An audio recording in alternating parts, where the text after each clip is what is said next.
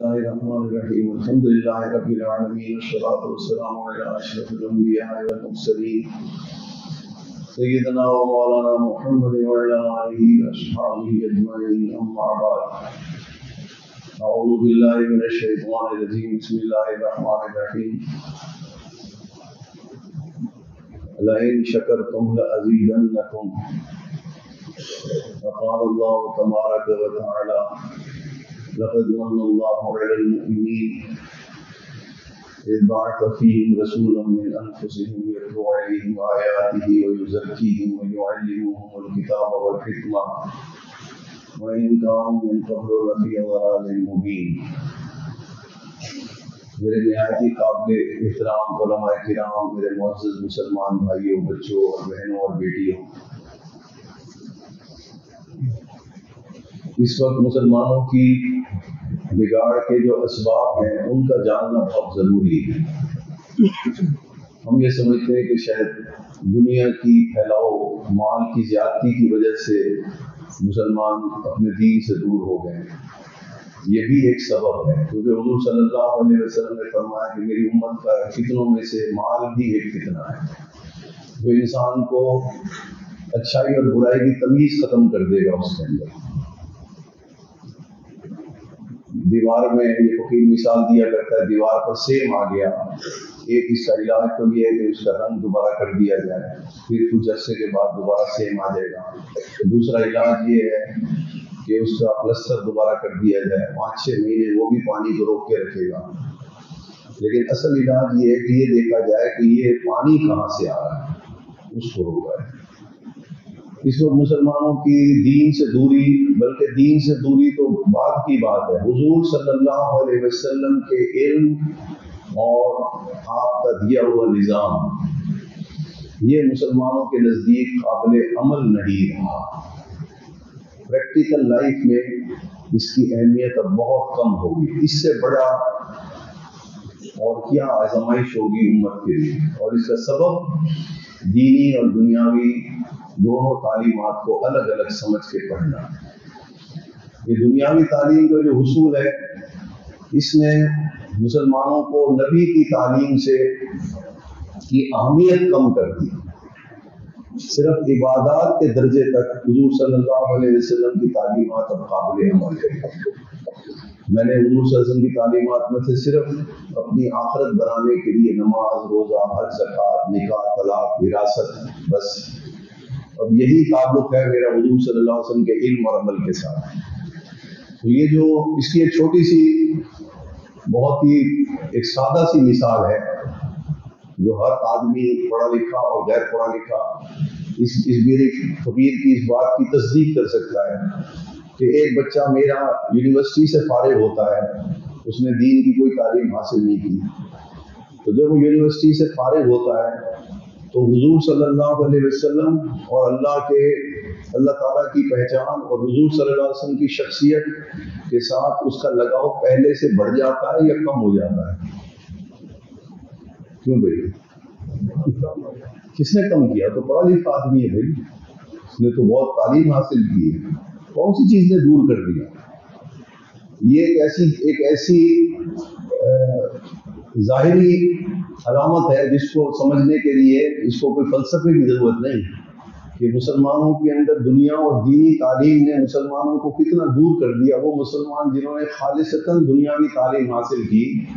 تو ان کا رہن سہن حضور صلی اللہ علیہ وسلم کے رہن سہن سے جدا ہو گیا۔ انہوں نے اپنی تعلیمات کو حضور صلی اللہ علیہ وسلم کی تعلیمات کے اوپر فوقیت دینی شروع کر دی، معاملات کے اندر، روزمرہ زندگی کے اندر، شکل و صورت کے اندر، لباس کے اندر۔ تو اصطلاحات ہم نے بدل دی،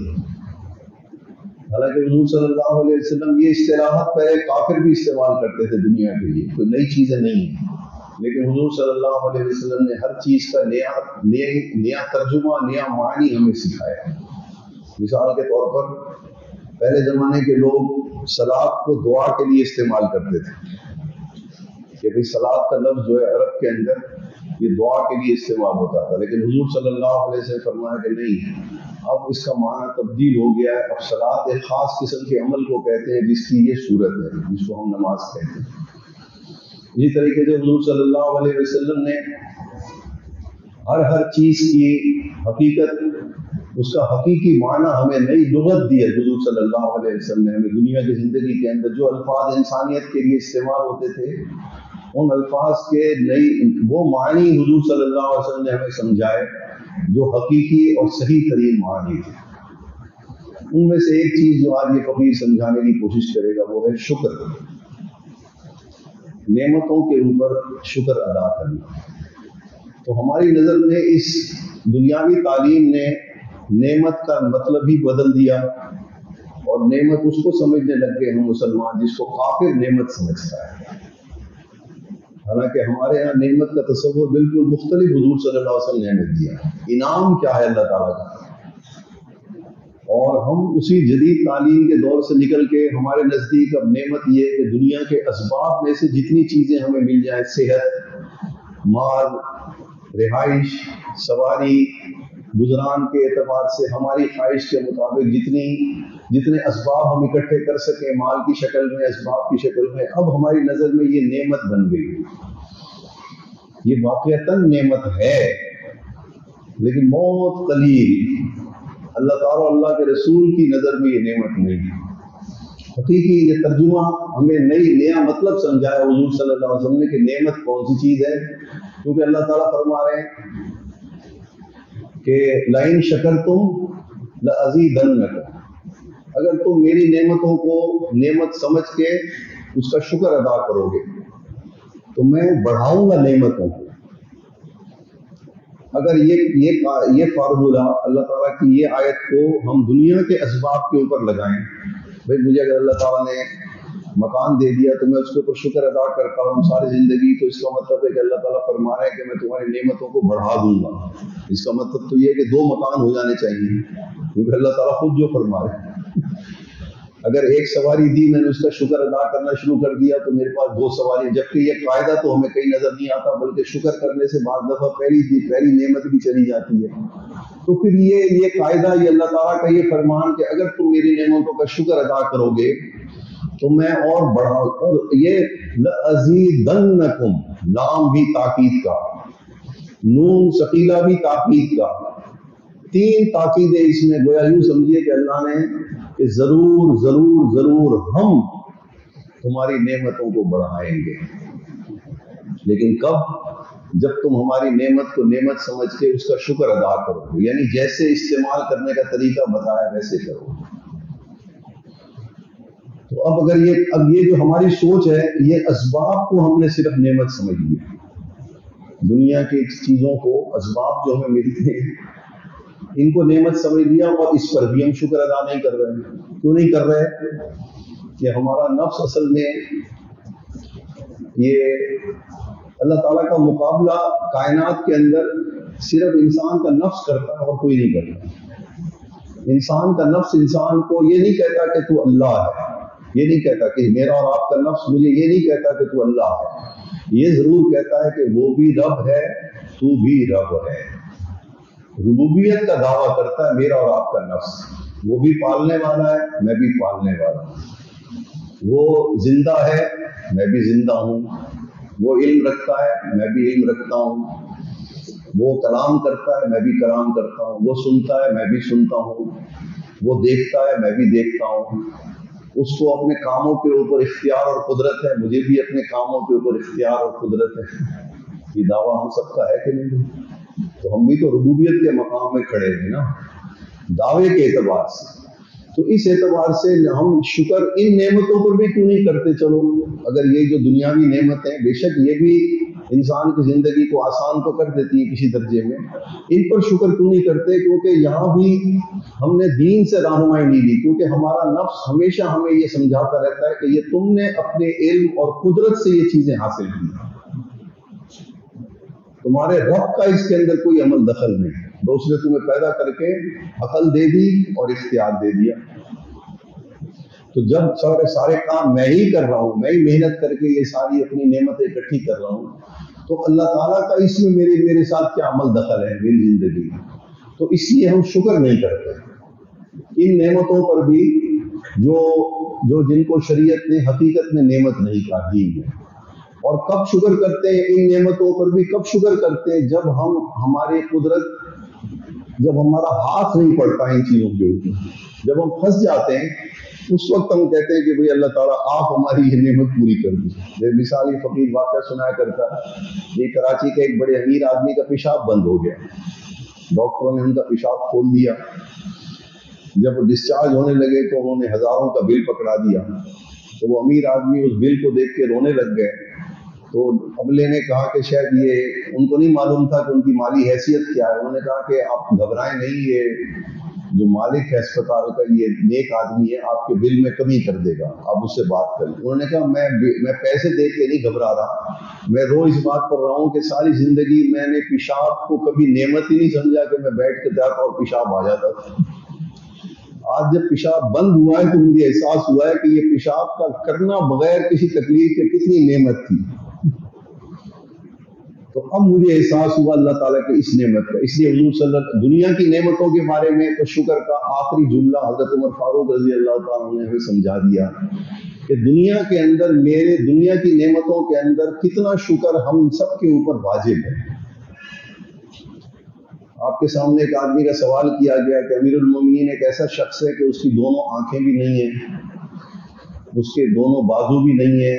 اس کے دونوں پاؤں بھی نہیں ہیں، اس کے دونوں کان بھی نہیں ہیں، اور اس کی زبان بھی نہیں ہے، کیا ایسے شخص کے اوپر بھی اللہ کا شکر واجب ہے؟ حضرت نے فرمایا کہ یہ بتاؤ کہ پیشاب پخانا بغیر تکلیف کے کر لیتا ہے؟ فرمایا اس آدمی کے اوپر بھی اللہ کا شکر واجب ہے۔ یہ ہے دنیا کی نعمتوں کی سب سے ادنا ترین چیز جو میرے اور آپ کے پاس ہو، تب بھی اللہ کا شکر واجب ہے۔ لیکن جو بات یہ فقیر سمجھانا چاہ رہا ہے کہ اصل نعمت کیا ہے،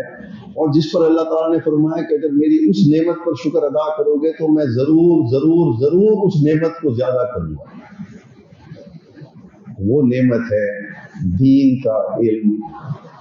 دین کے علم کے اوپر عمل کرنا۔ لقد من اللہ علی المؤمنین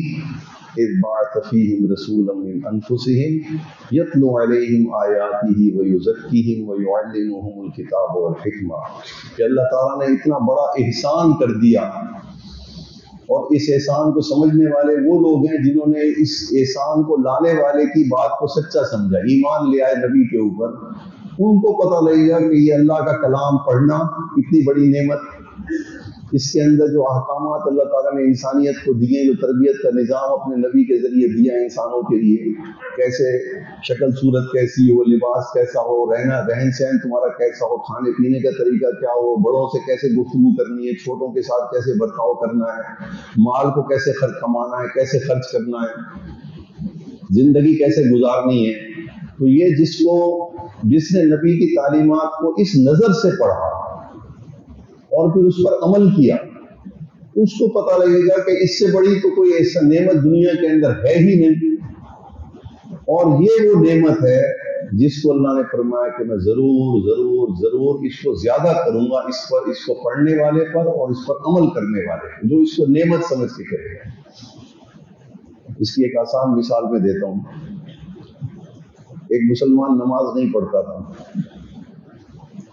اس نے کسی بھی وجوہات کی وجہ سے اس کو ایک فریضہ جانتے ہوئے اس نے دین کے اس فریضے کو اختیار کیا، ایک فرض کو اختیار کیا۔ جب آپ ایک فرض کو اختیار کریں گے تو اللہ تعالیٰ نے فرمایا لَأَزِيدَنَّكُمْ، میں ضرور ضرور تمہارے اوپر اپنی نعمت کو بڑھاؤں گا۔ اب اگر وہ واقعی اخلاص کے ساتھ نماز پڑھنا شروع کر دے گا تو اللہ تعالیٰ اس کو نماز کے اندر، نماز کے پہلے وہ نماز کو پڑھتا تھا فرائض کے درجے میں، واجبات کے درجے میں، پھر اللہ تعالیٰ اس کے اوپر نماز کی سنتوں کا احساس اس کو دلائیں گے کہ یہ بھی بڑی قیمتی چیز ہے، ایک اور نعمت کا دروازہ کھولیں گے۔ پھر جب وہ نماز کی سنتوں کو ادا کرنے لگ جائے گا، پھر اللہ تعالیٰ اس کے اوپر نوافل کا درجہ کھولیں گے، بھئی یہ بھی کوئی کم درجے کی چیز نہیں ہے، اس کو بھی سمجھو، اور یہ نفل یا مستحب کی حیثیت اللہ تعالیٰ کے نزدیک کیا ہے۔ اگر یہ فقیر آپ کو سمجھا سکا تو آپ کو سمجھ میں آ جائے گی کہ یہ نعمت اللہ کیسے بڑھاتا ہے۔ ایک مستحب، وہ عمل جو صرف اللہ تعالیٰ کو محبوب ہے، ہم پر فرض بھی نہیں، ہم پر واجب بھی نہیں، ہم پر سنت بھی نہیں، صرف اللہ تعالیٰ کو وہ عمل محبوب ہے کیونکہ اس نے حضور صلی اللہ علیہ وسلم نے اس عمل مبارک کو کیا، تو اس کو مستحب کہتے ہیں۔ اللہ تعالیٰ کی نظر میں یہ کتنی بڑی نعمت ہے انسانوں کے لیے کہ حضرت مجدد الفسانی رحمۃ اللہ نے لکھا کہ اگر کوئی شخص 1000 سال تک 1000 سال کی زندگی اللہ کسی کو دے اور وہ 1000 سال تک نفل نمازوں کے اندر اپنی زندگی گزار دے علاوہ دیگر کاموں کے، کیونکہ نفل نماز تو وہ اپنی مرضی سے پڑھ رہا ہے، اللہ تعالیٰ نے تو اس کے اوپر اس کے ذمہ نہیں رکھی، ہاں فرائض اس کے ذمہ ہے، مگر نفل نماز تو وہ اپنی مرضی سے پڑھ رہا ہے، تو یہ نفل نماز وہ اپنی مرضی سے پڑھ رہا ہے، لیکن مستحب وہ عمل ہے جس کو خود حضور صلی اللہ علیہ وسلم نے کیا اور اس کو امت کے لیے پابند بھی نہیں کیا، تو حضور صلی اللہ علیہ وسلم کی شخصیت سے وہ عمل کا ہونا یہ اللہ کو اتنا محبوب ہے کہ 1000 سال کی نماز کا ثواب ایک طرف اور ایک مستحب کے اوپر ایک دفعہ عمل کرنے کا ثواب ایک طرف۔ لقد من اللہ علی المؤمنین اذ بعث فیہم رسولا من انفسہم یتلو علیہم۔ حضرت کے استاد صاحب تھے مولانا عبدالرؤوف ہزاروی رحمۃ اللہ علیہ، جو حضرت انور شاہ کشمیری رحمۃ اللہ علیہ کے شاگرد ہیں۔ حضرت فرماتے ہیں کہ میں ایک دن ان سے پڑھنے کے لیے گیا تو زارو قطار رو رہے تھے، میں نے ان سے کہا حضرت خیریت تو ہے، کیوں رو رہے ہیں، تکلیف ہے کوئی؟ فرمایا نہیں میں کافر ہو گیا ہوں، تو میں تمہیں گواہ بناتا ہوں کہ مجھے میرا کلمہ دوبارہ سنو تاکہ میں اپنا ایمان تازہ کروں۔ بہت دیر تک روتے رہے، جب ان کی رونا بند ہوا تو حضرت نے پوچھا آپ کیسے کافر ہو گئے؟ فرمایا ایسے ہوا کہ میں باہر نکلا، وہ گھر سے باہر بہت کم نکلا تھا، مدرسہ نعمانیہ مشہور مدرسہ ملتان کا قدیمی، وہاں پر وہ شیخ الحدیث بھی رہے۔ فرماتے ہیں میں ایسے ہی باہر نکلا تو تنگ دستی کی زندگی گزاری، جیسے ہزارہ کے گاؤں میں رہتے تھے پہاڑوں کے اوپر، اور میں باہر نکلا تو میری نظر کسی کی گاڑی کار کے اوپر پڑ گئی، تو میرے دل میں ایک لمحے کے لیے خیال آیا عبدالرؤوف تو نے یہ ساری زندگی تنگی کے اندر گزاری، دین پڑھتے پڑھاتے کہ تو بھی کوئی اسکول کالج میں چلا جاتا، تیرے پاس بھی یہ کار ہوتی۔ بس یہ خیال آیا، غیب سے آواز آئی کیا میں نے تجھے اپنا کلام نہیں سکھایا؟ تیرے نزدیک اس کی کوئی اہمیت ہی نہیں ہے؟ بس فرمایا کہ یہ آواز آئی تو مجھے فوراً جھٹکا لگا کہ نعمت کیا چیز۔ تو جب اللہ تعالیٰ جب بندہ فریضے کے اوپر عمل کرنا شروع کرتا ہے تو اللہ تعالیٰ نے 3 قسمیں کھائی ہیں کہ جو میرے فرائض کی پابندی کرنے لگ جائے گا میں ضرور اس کو سنتوں کی طرف متوجہ کروں گا، نعمت کو بڑھاؤں گا۔ جو میری سنتوں کی پابندی قدر کرے گا اس پر بھی عمل شروع کر دے گا فرائض کے ساتھ ساتھ، تو پھر میں اس کو متوجہ کروں گا مستحبات کی طرف۔ یہ سفر طے کرواؤں گا میں اس سے اس کی زندگی کے اندر کہ اس کی اسی طرح سے جو تلاوت کرنے والا ہے اس کے لیے جب وہ تلاوت ذوق اور شوق سے کرے گا، اس کو اللہ کی نعمت سمجھ کے کرے گا، تو اللہ تعالیٰ اس کے تلاوت کے رموز اور معانی اس کے اوپر کھولیں گے۔ آپ دیکھ لیجئے ایک ایک مسئلے کے اوپر فقہا نے جلدوں کی جلدیں لکھ دی، لکھی کہ نہیں؟ لَأَزِيدَنَّكُمْ کا یہ معنی ہے، ایک مسئلے کے اوپر غور کرو گے میری شریعت کے تو اس کے اوپر میں سمندر کھول دوں گا اس کی تشریح کے۔ یہ علماء کے لیے لَأَزِيدَنَّكُمْ اس صورت میں ظاہر ہوگی،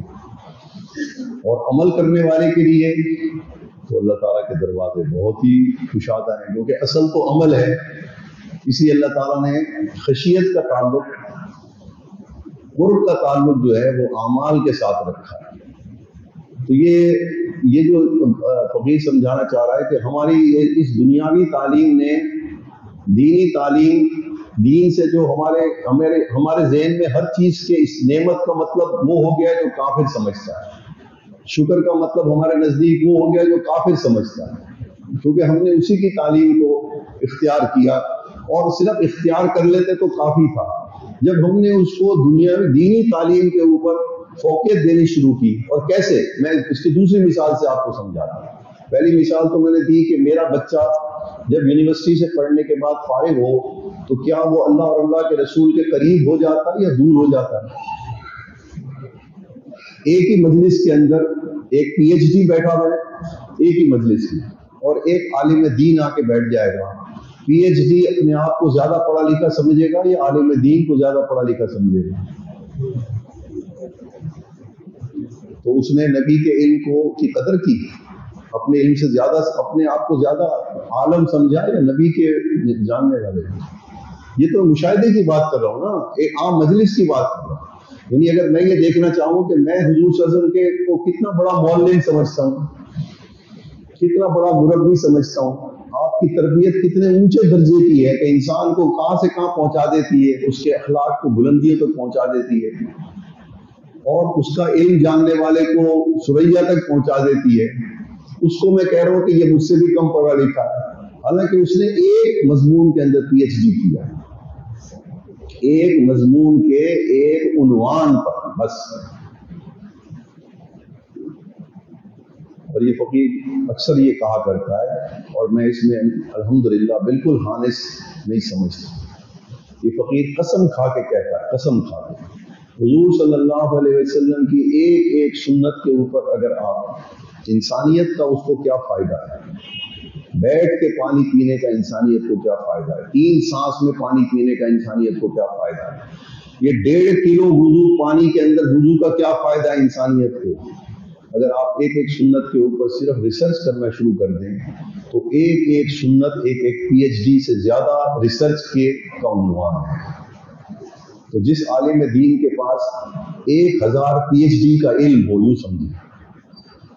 اس کو میرے جیسا دنیا دار پڑھا لکھا آدمی سمجھے کہ یہ مجھ سے بھی کم پڑھا لکھا ہے، تو وہ کس کا وارث ہے؟ نبی کے علم کا وارث ہے نا، اس نے خود تو کچھ نہیں کیا۔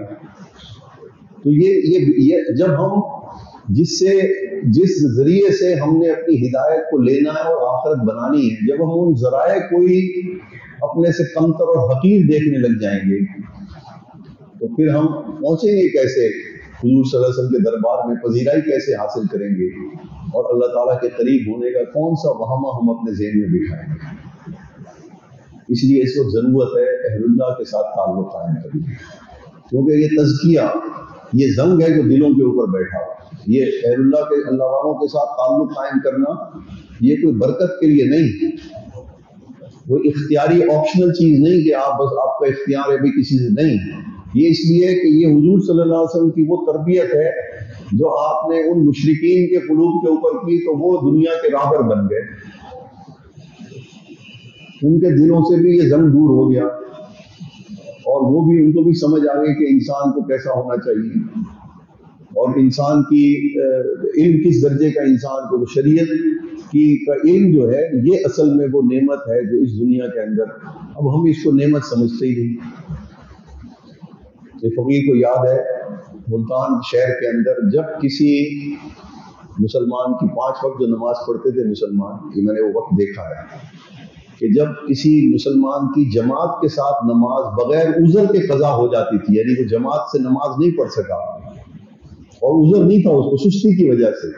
تو محلے والے لوگ اس کو افسوس کرنے آتے تھے اس کے پاس،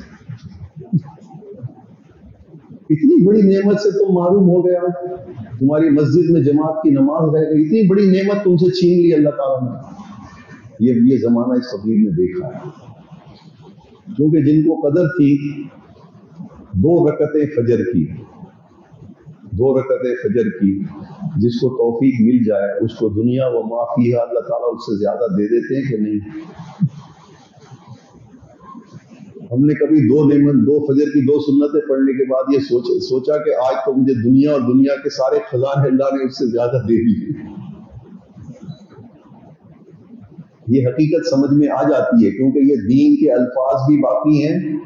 اس کے معنی بھی باقی ہیں، اس کی کیفیات بھی باقی ہیں، جو آپ محسوس کر سکتے ہیں کہ آج میں نے 2 سنتیں پڑھ لی، آج مجھے ساری دنیا اور اس کے سارے خزانوں سے زیادہ اللہ نے مجھے دے دیا۔ یہ تزکیے سے حاصل ہوتا ہے،